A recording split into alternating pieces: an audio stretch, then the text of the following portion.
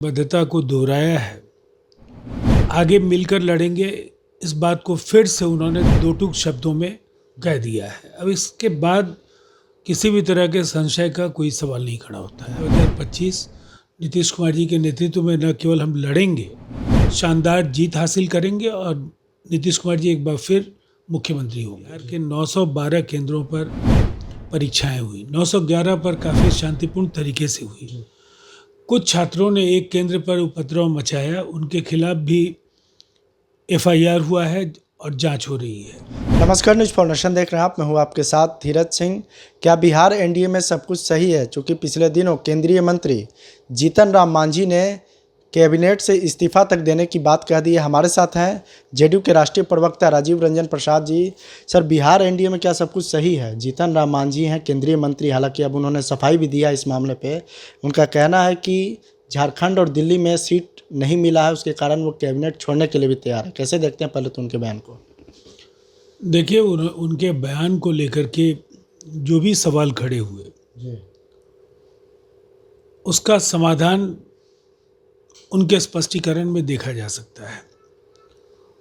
उन्होंने बिहार के करिश्माई मुख्यमंत्री नीतीश कुमार जी की स्वीकार्यता, उनकी लोकप्रियता, उन्होंने जो 20 वर्षों में बिहार के लिए जो कार्य किए हैं उन सब की सराहना की है।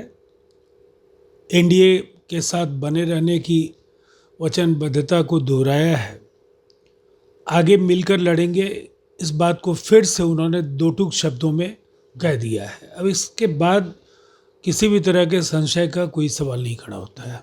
उनका ये भी कहना है कि झारखंड का विधानसभा चुनाव हुआ, अगर वहाँ जीतन राम मांझी की पार्टी को सीट मिलता तो शायद एनडीए के लिए वहाँ परिणाम कुछ और होता। देखिए, हर पॉलिटिकल पार्टी की अपनी अपेक्षाएं होती हैं। सीट शेयरिंग एक अलायंस के सभी घटक दलों की सहमति के बाद ही तय होता है।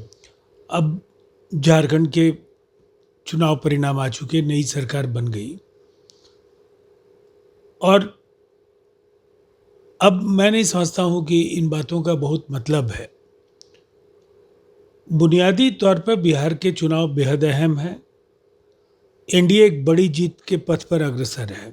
225 सीटें हम जीतने की ओर बढ़ रहे हैं। जनता का आशीर्वाद बिहार के करिश्माई मुख्यमंत्री नीतीश कुमार जी के साथ पहले भी था, आज भी है और 2025 के विधानसभा चुनाव में नीतीश जी का जादू एक बार फिर सर चढ़कर बोलेगा। एक सवाल है कि बिहार में चुनाव होना है इसी साल के अंत में।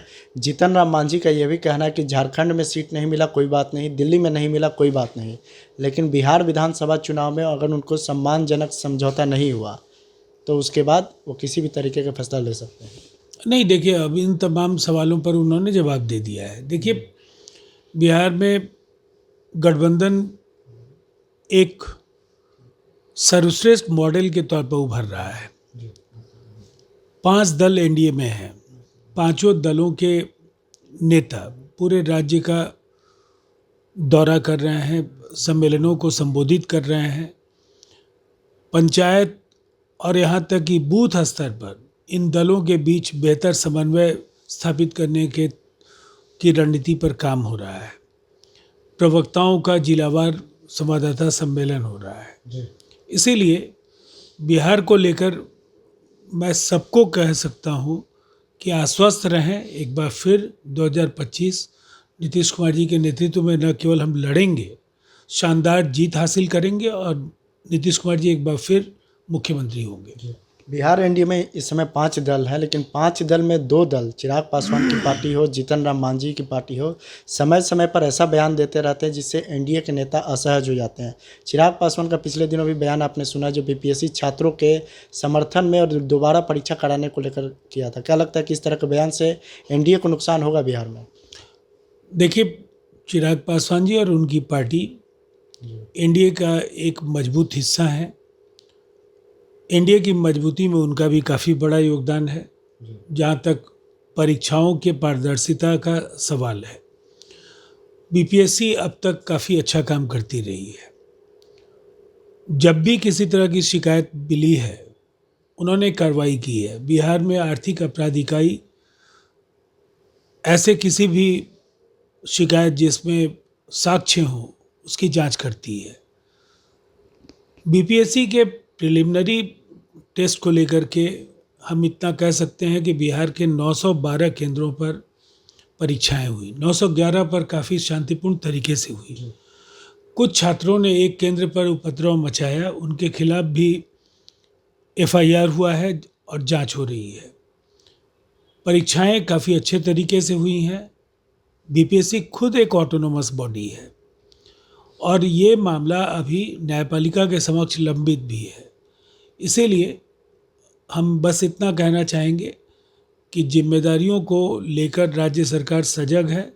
BPSC भी पूरी तरह से एक ऑटोनोमस ऑर्गेनाइजेशन के तौर पर जहां जो आवश्यकता है वैसे पहले भी कदम उठाती रही है। चिराग पासवान को बचना चाहिए इस तरह के बयान देने से। अब देखिए, मैं नहीं कुछ इस पर कहना चाहूँगा। मैं इतना कहना चाहूँगा कि एक पारदर्शी व्यवस्था है। BPSC एक ऑटोनोमस ऑर्गेनाइजेशन है और ये मसला ऑनरेबल कोर्ट के समक्ष लंबित है। चलिए, तो बहुत बहुत धन्यवाद। ये JDU के राष्ट्रीय प्रवक्ता राजीव रंजन प्रसाद। दिल्ली से न्यूज़ फॉर नेशन के लिए मैं धीरज सिंह।